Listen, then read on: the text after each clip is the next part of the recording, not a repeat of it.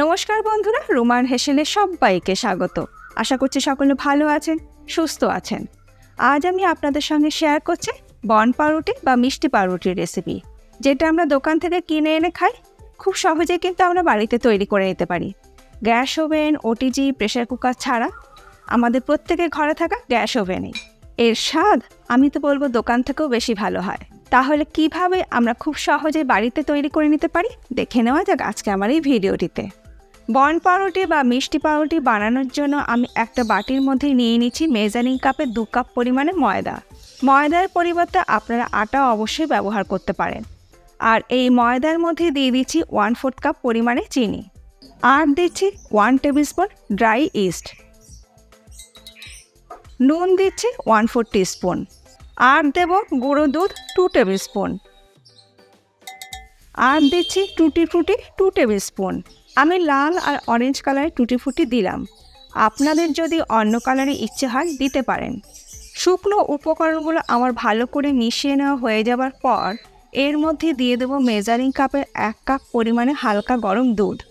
পুরো দুধটা একেবারে দিচ্ছি না, অল্প অল্প করে দিয়ে ময়দার সাথে মিশিয়ে নেব। এই ডোটা বেশ চটচটে হবে, হাতে একটু লেগে যাবে, তাতে কোনো সমস্যা হবে না। এই মাপ নিয়ে কিন্তু পাউরুটি তৈরি করতে হবে। 2 কাপ আটা বা ময়দার সাথে 1 কাপ দুধ। আপনাদের কাছে যদি মেজারিং কাপ না থাকে সেক্ষেত্রে ঘরে থাকা কোনো একটা পার্টিকুলার কাপ বা বাটি মেপে দুধ আর ময়দার ব্যবহারটা করবেন, তাহলে আর মাপের কোনো সমস্যা হবে না। দেখুন এই রকম চটচটে ডো তৈরি হবে। এর মধ্যে দিয়ে দিচ্ছি 1 টিস্পুন মেল্টেড বাটার। বাটারটাকে দিয়ে আবারও একবার ভালো করে মিশিয়ে নেব। বাটার ব্যবহার করলে খুব সুন্দর একটা গন্ধ হবে। যদি আপনারা বাটার ব্যবহার করতে না চান সেক্ষেত্রে 1 টিস্পুন সাদা তেল ব্যবহার করতেই পারেন। দেখুন আমাদের ডো তৈরি হয়ে গেছে। এবার এই ডোটাকে ঢাকা দিয়ে 2 ঘন্টা কোনো গরম জায়গায় রেখে দিতে হবে। বর্তমানে এখন যা গরম তাতে রোদে রেখে দিলে কিন্তু হয়ে যাবে। 2 ঘন্টা পর আমি দেখাচ্ছি যে দেখুন ডোটা ফরমেন্ট হয়ে কতটা ফুলে উঠেছে। ডো যত ফুলে উঠবে ব্রেড কিন্তু তত সফট তৈরি হবে। এবার আমি আবারও একবার ডোটাকে মেখে নেব। আর দেখুন ডোটা কিন্তু বেশ চটচটে আছে, হাতে কিন্তু আমার বেশ লেগে যাচ্ছে। তাতে কোনো সমস্যা নেই বা ভয় পাওয়ারও কিছু নেই। এরপরে আমি 1 টিস্পুন বাটার দিয়ে ডোটাকে ভালো করে মেখে নিচ্ছি। যেহেতু হাতে অল্প অল্প লেগে যাচ্ছে সেই জন্য অল্প একটু বাটার ব্যবহার করলাম। এর মধ্যে কিন্তু অতিরিক্ত ময়দা, তেল বা বাটার ব্যবহার করবেন না। খুব অল্প একটু বাটার দিয়ে কিন্তু আমি ডোটাকে আবারও ভালো করে মেখে নিচ্ছি। বাটার দিয়ে ডোটাকে আবারও একবার ভালো করে মেখে নিলাম। এখন আর হাতে লেগে যাচ্ছে না। বন পাউরুটি বা মিষ্টি পাউরুটির ডো আমাদের তৈরি হয়ে গেছে। ডোটাকে আমি কিচেন স্ল্যাপের ওপর নামিয়ে নিলাম। এরপর আমি আবারও হাতে খুব সামান্য একটু বাটার লাগিয়ে নিচ্ছি যাতে ডোটা হাতে লেগে না যায়। তারপরে এই ডোটাকে আবারও একবার ভালো করে মেখে নিচ্ছি। ডো ভালো করে মেখে নেওয়া হয়ে গেছে। একটা লম্বা শেপ দিয়ে নিচ্ছি। একটা লম্বা শেপ দিয়ে নিয়ে এর থেকে কয়েকটা ভাগে ভাগ করে নেব। আমি একটা ছুরি দিয়ে কেটে নিচ্ছি। আপনারা চাইলে রুটির জন্য আমরা যেভাবে লেচি কাটি সেইভাবেও লেচি কেটে নিতে পারেন সমান ভাগে। এবার এইগুলোকে আবারও বলের মতন করে লেচি কেটে নেব। এরপরে একটা মিডিয়াম সাইজের স্টিলের থালা নিয়েছি। এই থালার ওপর আমি একটা বাটার পেপার লাগিয়ে দিচ্ছি। যদি বাটার পেপার না থাকে তাহলে সাদা A4 সাইজের কাগজও ব্যবহার করতে পারেন। এবার এই লেচি করে নেওয়া ডোগুলোকে এইভাবে গোল গোল করে থালার ওপর রেখে দিচ্ছি। প্রত্যেকটা লেচিকেই এই একই রকমভাবে গোল করে করে থালার ওপর রেখে দেব। লেচিগুলো থালার মধ্যে রেখে দেওয়ার পর একটা ভিজে কাপড় চাপা দিয়ে লেচিগুলোকে ঢেকে রেখে দেব 15 থেকে 20 মিনিট। ততক্ষণে আমি যে কড়াইয়ের মধ্যে পাউরুটিটাকে বেক করব সেই কড়াইটাকে প্রিহিট করে নেব।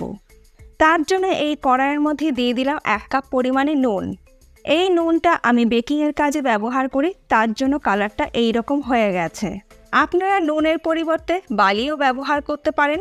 যদি নুন বা বালি কোনোটাই ব্যবহার করতে না চান সেক্ষেত্রে একটা খবরের কাগজও রেখে দিতে পারেন, তাহলেও হবে। এবার এই নুনের ওপর একটা খাবার রাখা স্ট্যান্ড আমি বসিয়ে দিলাম। তারপরে ঢাকা দিয়ে কড়াইটাকে প্রিহিট করে নেব। 15 মিনিট পর ডোয়ের ওপর থেকে আমি ভেজা কাপড়টাকে সরিয়ে নিলাম। আর দেখুন ডোগুলো আবারও কিন্তু ফুলে উঠেছে। যত গরম স্থানে রাখা হবে ডোগুলো কিন্তু তত ধীরে ধীরে ফুলতে শুরু করবে। এবার এই থালাটাকে আমি প্রিহিট করে নেওয়া কড়াইয়ের মধ্যে বসিয়ে দিচ্ছি। থালাটাকে স্ট্যান্ডের ওপর রেখে দিয়ে ঢাকা দিয়ে গ্যাসের ফ্লেমটাকে লো টু মিডিয়ামে করে দিয়ে 30 থেকে 35 মিনিট আমি বেক করে নেব। 10 মিনিট বেক করে নেবার পর আমি ঢাকাটাকে খুলে নিলাম। আর একটা বাটিতে আমি ডিমের কুসুমটাকে নিয়ে নিয়েছি। একটা ব্রাশের সাহায্যে প্রত্যেকটা পাউরুটির ওপর আমি ডিমের কুসুমটাকে ব্রাশ করে দিচ্ছি। ডিমের বদলে কিন্তু আপনারা দুধও ব্রাশ করে দিতে পারেন। দুধ বা ডিমের হলুদ অংশ পাউরুটির ওপর ব্রাশ করে দিলে পাউরুটির ওপর সুন্দর একটা ব্রাউন বা লালচে কালার তৈরি হবে। প্রত্যেকটা ব্রেডের ওপর ডিমের হলুদ অংশটাকে আমি ব্রাশ করে দেবার পর আবারও ঢাকা দিয়ে 15 মিনিট আমি বেক করে নেব। দেখুন ধীরে ধীরে কিন্তু বন পাউরুটিগুলো বেক হতে শুরু করে দিয়েছে আর সুন্দর একটা ব্রাউন কালার চলে আসছে। আমি মাঝে মধ্যে ঢাকা খুলে 2 থেকে 3 বার ডিমের হলুদ অংশটাকে ব্রাশ করে দিয়েছি। যদি আপনারা না চান তাহলে একবার ব্রাশ করলেও হবে। 35 মিনিট পর আমি ঢাকাটাকে খুলে নিচ্ছি। আমাদের বন পাউরুটি বা মিষ্টি পাউরুটি একদম তৈরি। গ্যাসের ফ্লেম আমি বন্ধ করে দিলাম। এবার প্রত্যেকটা ব্রেডের ওপর দিয়ে অল্প পরিমাণে বাটার আমি ব্রাশ করে দিচ্ছি। গ্যাসের ফ্লেম তো আমি বন্ধ করে দিয়েছি। এবার ঢাকা দিয়ে এই গরম কড়াইয়ের মধ্যে ব্রেডগুলোকে আমি রেখে দেব। 10 মিনিট পর আমি ঢাকাটাকে খুলে নিচ্ছি। আমাদের মিষ্টি রুটি বা বন পাউরুটি একদম তৈরি। এবার আমি এই কড়াইয়ের থেকে প্লেটটাকে নামিয়ে নিচ্ছি। তারপরে একটা প্লাস্টিক প্যাকেটের মধ্যে বন পাউরুটিগুলোকে ভরে রাখবো। এটা রাখার কারণ হচ্ছে ব্রেডগুলো যাতে ময়েস্ট থাকে। যদি প্লাস্টিক প্যাকেটের মধ্যে রাখতে না চান তাহলে কোনো টিফিন বক্সের মধ্যেও রাখতে পারেন বা কোনো ভিজে কাপড় চাপা দিয়েও রাখতে পারেন। দেখুন আমাদের বন পাউরুটি বা মিষ্টি রুটি দারুণ সুন্দর তৈরি হয়ে গেছে। অ্যাকচুয়ালি ময়েস্ট রাখার জন্যই কিন্তু কোনো বক্স বা প্লাস্টিক প্যাকেটের মধ্যে রেখে দেওয়া হয় যাতে ব্রেডটা একদম নরম থাকে। 10 মিনিট এইভাবে রেখে দেওয়ার পর আমি দেখাচ্ছি বন পাউরুটিটা কীরকম পারফেক্ট তৈরি হয়েছে। প্রত্যেকটা বন পাউরুটিকে আমি একটা প্লেটের মধ্যে নিয়ে নিয়েছি। মাইক্রোওভেন, ওটিজি বা প্রেসার কুকার ছাড়া গ্যাস ওভেনে কড়াইতেই খুব সহজেই তৈরি হয়ে গেল নরম তুলতুলে বন পাউরুটি বা মিষ্টি রুটি।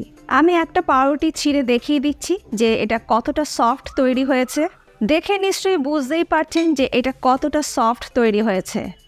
ডিমের কুসুম ব্যবহার করার কারণেই আমার ব্রেডগুলো কিন্তু এতটা ডার্ক কালার এসছে। যদি আপনারা দুধ ব্যবহার করেন সেক্ষেত্রে কিন্তু কালারটা একটু লাইট হবে, কিন্তু স্বাদের কিন্তু কোনো তফাৎ হবে না। আমার এই আজকে সহজ পদ্ধতিতে তৈরি করা বন পাউরুটি বা মিষ্টি পাউরুটির রেসিপি আশা করছি আপনাদের ভালো লেগেছে। ভালো লাগলে বাড়িতে ট্রাই করুন আর সবার সঙ্গে একটু শেয়ার করে নিন। আজ তাহলে এই পর্যন্ত, আবার দেখা হবে নতুন কোনো ভিডিওর সাথে। ভালো থাকবেন, সুস্থ থাকবেন। ধন্যবাদ।